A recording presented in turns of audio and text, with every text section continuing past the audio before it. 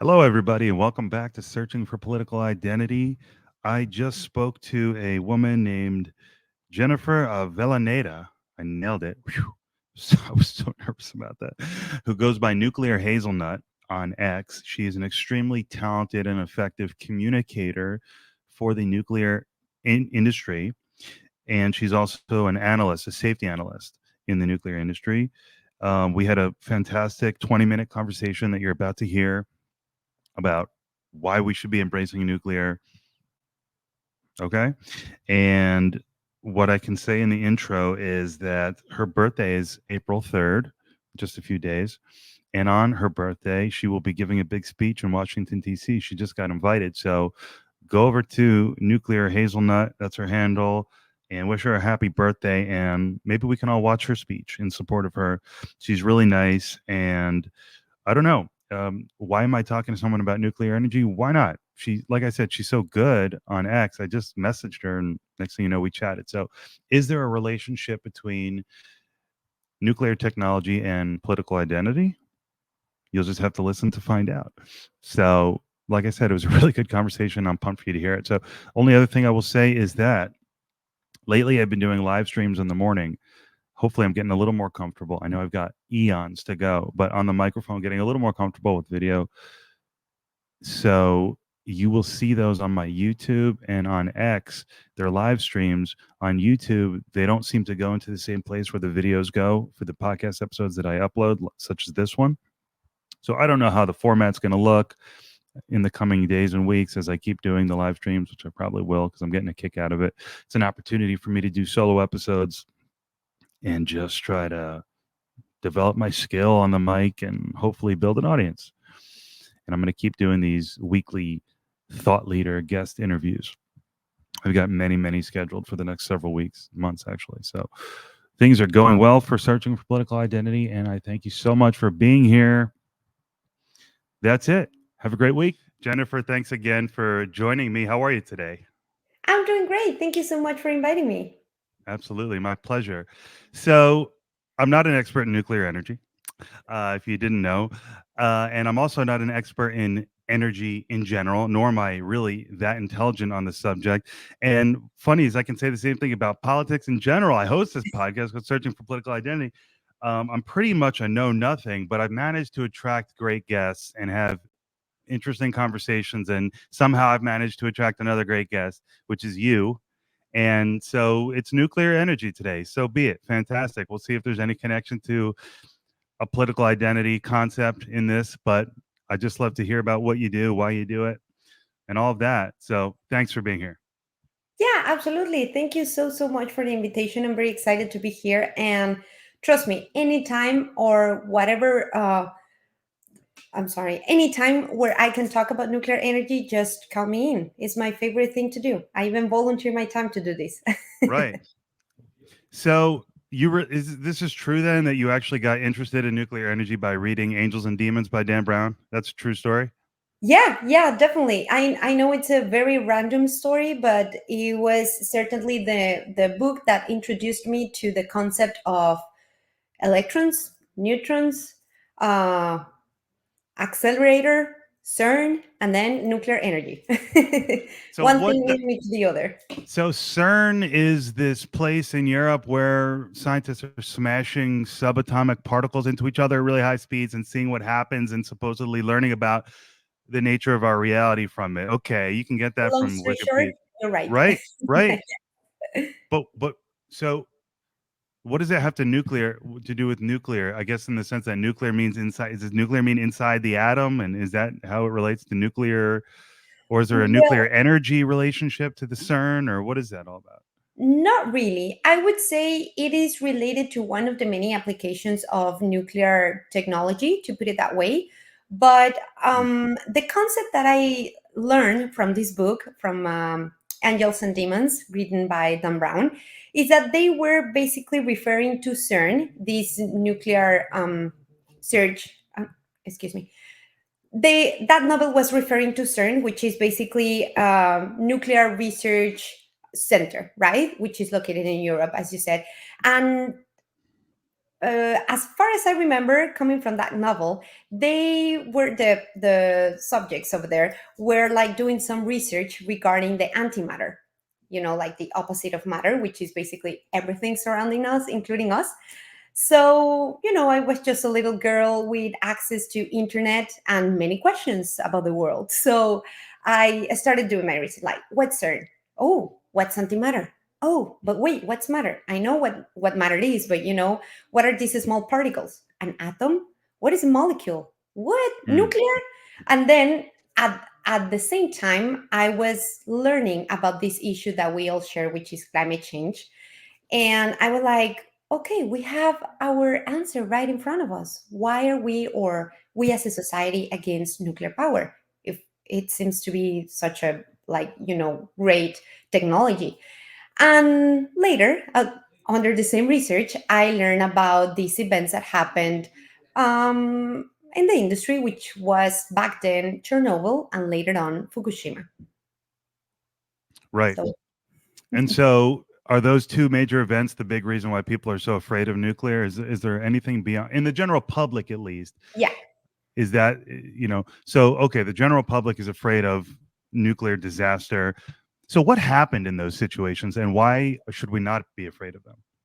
Yeah, so actually, there are three major events that had happened through all the nuclear energy industry, which were Three Mile Island, happened here in the United States, and then we have Chernobyl, which happened in Ukraine, and Fukushima, which happened in Japan. So only three events, like major events, that had happened since 1950, which is when we as a humanity started to use nuclear technology in order to create energy, right? Mm. So, from those single three events, we have learned a lot. And I can tell you that because on my daily basis, I work as an engineer for Westinghouse. I'm a risk analyst. And basically, what we do is to use a methodology called PRA, which is probabilistic risk assessment. And I don't want to fall into a lot of detail, but basically what we do is to interact with data coming from the industry itself and also from our plant. And when I say the industry, we are also considering these events that happened before. We got the numbers. We do some very interesting stuff using the computer and calculations. And we ended up analyzing those numbers. What do they represent? And at the very end, we know what is the representation of risk that I have. And that's what I communicate to the plant. So, this is a probability of this event happening, but this is how we can tackle it or how we can minimize the possibility of it happening. And that way, we are always one step ahead of having even the remote possibility of repeating one of those.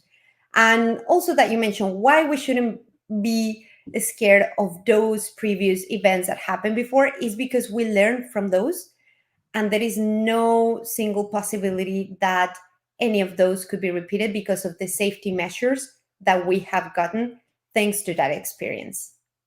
So is it the way that the plants are built that would be different? Is it like a structural difference? It's just, We could I say guess there's so many structural. details, but yeah.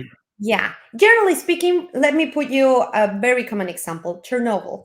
In Chernobyl, the reactor didn't have a containment building, which is basically a containment building is made out of concrete, and it's like 3.5 feet of. I'm No, sorry, I that's can't read cool. I it. wish I had that technology. Is that nuclear powered technology over there? Probably you don't know. But yeah, as I was trying to give you an example, in Chernobyl, what happened is that the event got multiplied because the reactor didn't have a containment structure, which is something very common nowadays as part of the structure of nuclear power stations right now. And that containment structure is basically a concrete structure. Sorry for the redundancy, but it's a concrete structure that has a width of approximately 3.5 feet of reinforced concrete. So, for this example, Chernobyl cannot happen anymore. Mm. Like, Gotcha. radioactive release is no longer a possibility Mm. for nowadays nuclear power stations. So there was just a tremendous and tragic learning curve, Yes, but there was yes, a learning curve. unfortunately. Yeah. So do we call them power plants or power stations? And it doesn't really matter. Is there a difference? I'm kind of curious. Not really, but I'm very grateful that you brought that topic up because it doesn't matter. It could be a nuclear power station, a nuclear power plant, they are all the same. Something funny that I learned when I started working within the industry is that after Fukushima happened, many companies started to avoid working with nuclear power plants just because of the word nuclear. So Mm. many stations started to change their name, and instead of containing the single word nuclear, they were a steam producing or a steam generation station, steam generation plant. And it's true, a nuclear power plant produces steam in order to produce electricity. But they just changed the name because other companies and people surrounding the area were afraid of the word nuclear. Hmm. Interesting. So, Yeah. regardless of what we call it, what are the general requirements for land? Can you pop them anywhere? Do you need to be by a stream? What Mhm. is the deal with, where these could be placed or need to be placed? As for the regulations, there are many different guidances that we have internationally and also nationally in order to follow on where to put a nuclear power plant. Initially, there are huge constructions, and behind the science of it, we also need to consider the worst case scenario. Whether or not it is even possible to happen, we got to consider that. Hmm. So instead of placing a commonly known nuclear power station near your house or near any community, they try to put it outside, like nor near the residences, if I can make myself Yeah, clear. like in an industrial zone. Yeah, Presumably, like that in would an be the industrial. definition of an industrial use. Exactly, but not because they are dangerous. But worst Mm. case scenario, if anything happens, we have that area between the surroundings and the plant. As for something specific, like for a specification, I don't have them in mind. I unfortunately haven't worked on the design and the construction phase of a nuclear power station, because as you may know, the newest nuclear power plant here in the States took like 30 years to be built from the design basis up Mm. until run. So I haven't been involved in that process. Sure. The Mhm. reason I ask is because I was looking at your ex, which I know well, I know, and maybe my audience doesn't know probably, but is very effective and you have a great account. So obviously I was looking at it prior to us talking, and there was a picture you posted, and it reminded me of the intro to The Simpsons, when Bart or whoever it is, or Yes. obviously Homer, he passes the power plant and there's a river there. I don't know if there's a river in The Simpsons intro, Yeah. but in this picture of this cake, really cool cake that you posted for some conference that you're attending to this year, which maybe you can tell me about. I don't know if it's the same thing. I know you got a big speaking gig coming up, I think. So anyway, we can talk about, I want to ask you about that too. But this guy commented and said, he looked at your pretty cake with the river and the power plant, and he goes, thermal dumps from the river kill the river. And you had a very thoughtful and honest response. And you said, hey, this is a tricky issue. And, you're partially right. So I was kind of wondering, do you need water? Do you need rivers? I don't know. Yeah, I think I forgot a little bit to mention that during your previous question, but that is correct. Nuclear power plants need like a water body in order to keep cooling down our Mm, system, right? It could be right. from a sea, it could be from a river, a lake, Mm, or even underground water, like one of the biggest nuclear power plants here in the USA, which is Palo Verde. They are in the desert, basically, mhm, mhm, and there's a nuclear power station. So there are many different ways on how you can cool down a nuclear power plant. For example, I give most of the support that I do as an engineer, I give it to a plant here in Texas called Comanche Peak Nuclear Power Plant, which is near Dallas. And we use a lake. Well, it is not called a lake, but my pronunciation is not that good to pronounce crew, like squaw crew. I don't know Hmm. how to pronounce it, Hmm. but it's kind of a lake, and it's a water body that we use.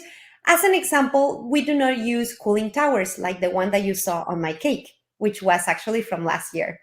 It was made Hmm. for my mom because she knows how much I love my passion for the nuclear energy industry. And that's another example. There are many different ways on how you can build and operate a nuclear power plant. Uh, Hmm. Again, going back to the one that I support, we don't have cooling towers, so it doesn't seem like The Simpsons, but we don't Right. have containments. Right. I guess that's interesting. I guess there's always going to be trade-offs with anything. Excuse me. And I get the point is it's carbon free. Is that right? It's carbon free. 24/7 clean electricity. And I wish I was more knowledgeable on all these worldly things, but I guess climate change is real. Okay, everybody acknowledges that. But the question is, what's causing it, and are we causing it? Okay, but so the idea is it's really bad carbon, and okay, I'll get behind this. We need to reduce our carbon footprint. Okay, shame on Taylor Swift and all the celebrities who get on their private jets. So we need to. So Taylor Swift should be embracing nuclear. Absolutely. That's why I always try to tell her I'm a Swiftie. Ever since I listened to Fearless, um, I'm a Swiftie, 100%. And yes, although I am concerned about the carbon footprint and the differences between the carbon footprint from artists and singers, and all of them, and myself, for example, um, we all need to embrace many different ways in order on how we can tackle climate change, on how we can tackle climate change. I'm so sorry, I'm getting lost in my words here. um, we all have this responsibility, whether or not we produce a little bit more or we contribute more on our carbon footprint. We have to be responsible with our consumption. Yep. And I guess you hear the word resiliency thrown around in the energy system. And so I don't know, diversification seems like a good thing. I don't know. So it's the concerns, the fears that the public has, but I would guess that there's also a fair amount of money, corporate money, and involved in politics. And so, is that a big problem? Do you think? Well, is that a big problem? I know. What do you think about that? I would say that unfortunately, the nuclear energy industry is highly politicized. Like, Okay, here we whether go. you support Politics. it or not. If you support it, you are part of this party. If you do not support it, welcome to my party. Mm, And I think that's a really bad thing, because nuclear energy and also nuclear applications, nuclear technology can benefit us all. So why do I need to belong to a certain party in order to, be okay with it? I don't think right. that's good. Now, I think we mentioned this before, but young people seem to be much more accepting of it than old people. Is that a big breakdown? They seems to be more open on learning, because again, every time I receive a comment or a certain question on my X account, I try to be polite. Of course, it's like, okay, your concerns matter because I'm the one with experience in it, and you are asking me a question, so I'm going to try to give you what I know, either from my perspective, any resources that I use on a daily basis, or whatever else that I have. Even if it's a book, I'll recommend it to you, because I know you need the resources and you gotta read it by yourself so you can have an informed opinion, right? But I have also encountered people that tells me, yeah, you don't know because you're wearing here. I've been 50 years in the industry and it is all taxpayers' money. And it's like, no, chill. It's so much more complicated than your taxes. Trust me. Mm, I know how it works. mm. Yeah, as you So, said, long story short, younger people are more open on learning about nuclear energy. right. So, do you Mhm. think though that the reason that more politicians don't promote it is it because probably of money in politics, or is it more of they just are not as up to speed? I would say both, could be because Mm, again it's so grown that this industry is so politicized, because if you support it you won't get any money from xyz company, for your campaign, and it's like it mhm. shouldn't be that way. This is a Right. benefit to us all. Go spend that Gotcha. money elsewhere, but Yeah. not mess with this industry that is giving us carbon free 24/7 energy and Mm, electricity. mm.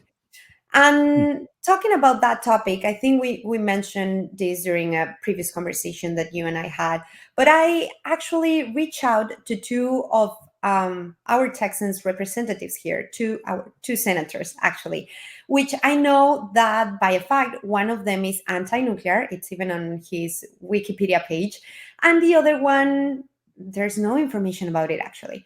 So I Mm, sent them an email like, hey, I'm just coming back from the COP28, which is the United Nations Climate Change Conference, right. where plus 20 countries said that they were going to triple nuclear energy by 2050. So I would love for my state, which is Texas, to become one of the leaders within the United States to welcome this initiative. So what would you like to do about it? You have like my support. I'm an engineer. I'm also a nuclear communicator. What do we need to bring Texas to the race? We already have two nuclear power plants, one in the south, another one in the north, which is the one that I support, but we need more. Let's Mm, grow it.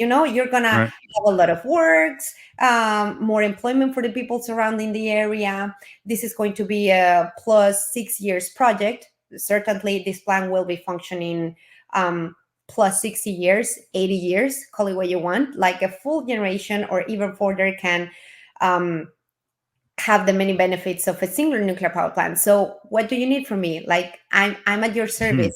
I'm a Love it. citizen concerned from my country, my state, and the world itself. His answer, both of them, I sent that to both of them. Only one answer back, and his reply was like, "Yeah, I know that Texas is producing energy from grass, from coal, from solar, including nuclear. That's why I support the production of hydrogen." But it's like, I know this is a copy paste from your party and Mm, campaign webpage. Like, thank you so mm, much for telling me something that I already read. mm, And it's tricky. I'm not going to surrender because I do really want Texas to become a leader, and probably not a leader, but at least a follower. Let's keep them mm. coming. Let's bring new technologies or more nuclear projects. I don't care. A single nuclear power station can give approximately 1,200 jobs, just a single reactor. Right. That's Can you? amazing. So yeah, that's what I'm looking for. I'm not gonna say I support either of other party, but yeah, I do want to do what's right for my environment, my society, and for science. I have the science. Mm. It's not a religion. I'm not gonna trying to convince you Mhm. of something that it's not proven. I'm talking science. No, no, that's amazing. Your energy on this subject is amazing. So you've got this. That's funny, right? So I was going to ask you what you said led into my next question perfectly, which is what countries are leaders in the world? If we're not a leader, presumably, are there leaders? Who are they? And who are the No, big losers? I certainly think we are. Oh, I we mean, are. yeah, we have plus 90 nuclear power plants functioning right now, and we are bringing one of them online again, which is Palisades in Michigan. And yeah, we are a leader, but we just like, I think United States just said, yeah, I already have 90 plants. Why do I need more? Let's Hmm, go oil and gas, which is okay. hmm, I mean, we cannot stop using oil and gas. I know that for a fact. But in order for us to keep producing clean electricity, which is something that we need on a daily basis, I mean, we all, or most of all, have a cell phone, an iWatch, toothbrush that we need to recharge every now and then, a computer. We need electricity for our basic needs. We have even for the kitchen to heat our food. We need electricity. But if there's a well, I kingdom don't. I'll eat cold pizza, but go on. where those companies need electricity too, Right, right. so we need to find no, we already have a way in order to produce cleaner electricity. Why aren't we just acknowledging that and putting money there? Like, let's invest there. Better Hmm. together: solar, wind, hydro, nuclear. Don't put nuclear on the side. Hmm. Include nuclear. Right. Invest more in nuclear. Yeah. I mean, you're an effective communicator for the nuclear industry, not just the nuclear energy industry, right? Because it's Yeah. broader than nuclear. This was energy. This was one of the most, and so congratulations on being such an effective communicator, by the way. No, seriously, it's a sign of intelligence, passion, and experience. So mazel tov. Thank you But so much for so saying that. no, absolutely. But one of the big points here, I think, is that nuclear, or more interesting points, is that it's not just to power things, but we talked about in a previous conversation, one of the Mhm. more interesting applications for nuclear is in sterilizing insects. Is that Yes. right? So Yeah. we can avoid pesticides basically by how does that work? Well, although I am not an expert, let me tell you that Sure. during an experience that I had by being an intern at the International Atomic Energy Agency, which is basically the sister UN organization focused on the peaceful uses of this technology, I learned about the STI technique or SIT technique, which is a Yeah. sterile insect technique. So basically, that Mm. technique uses radiation to, the redundancy, irradiate the little eggs of certain insects, let's call it flies for this example, and they irradiated only I think it's I'm so sorry, you're going to Yeah. edit this, right? How do No, you yeah, say no, it's fine. The female? female? Female, Yeah. I'm so sorry. Yeah. So this technology basically irradiates the female eggs in order for them to grow up and not be able to reproduce. But they Mm. are still going to be able to born and to be part of an ecosystem that is basically expecting them. So instead of killing something that is already part of our ecosystem, we just try to limit the way they reproduce. So they still live, they still exist, but we'll limit how many they are. So So instead of using, population growth on insects using radiation, exactly, controlled, and you get the pesticides out of the food, and that would be fascinating if it were the case that that would limit all of these cancers that are probably, again, I'm not an expert, but assuming that there are cancers list associated with pesticides, that sounds really interesting. yeah. So that's a fascinating use. And then was there another use that we mentioned before in the medical industry? Yes, we can actually use nuclear technology to treat and possibly cure cancer. So, Okay, so like that's huge. I mean, yeah. that's newsworthy right there. That It's actually statement. called nuclear medicine. And I think it's a whole different topic from here. But imagine the many different applications that we can have with nuclear technology. Yeah, I mean Mhm. that statement itself deserves its own podcast episode with someone in that particular field, right? It's like, wait a minute, you can cure cancer maybe with nuclear? Okay, so wow. So what Mhm. don't we know? Why don't we know it? You're doing your best to make sure that we do know. It's absolutely fascinating.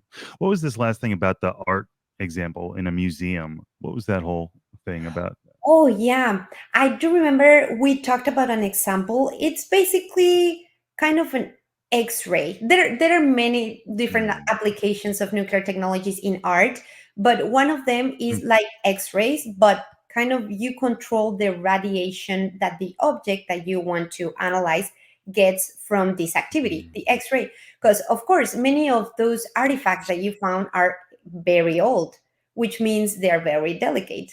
It's not like you mm. can just grab it and yeah, let's X-ray this one.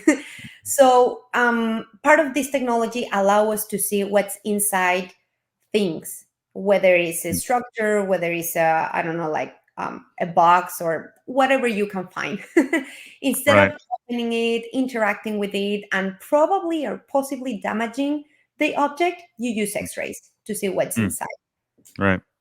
That's interesting. And again, certainly not a tech expert, but it seems like the way we're going with society, scanning, the ability to scan at a detailed level is extremely useful and interesting. So, wow, my mind is blown. There are so many applications for nuclear technology. It's amazing. So, Yeah, wow, I'm very glad that you are learning something today, and yeah, feel free to share the world about nuclear energy and nuclear yeah. technologies itself. No, I will. Well, thank you so much for your time on a Friday. Appreciate you taking the time to do this. It means a lot. Absolutely. It was a pleasure. And whoever is listening to this podcast, if you have any type of questions about nuclear energy, nuclear applications, feel free to reach out. Thanks so much, Jennifer. Take care. Diane, you too. Bye bye. Bye.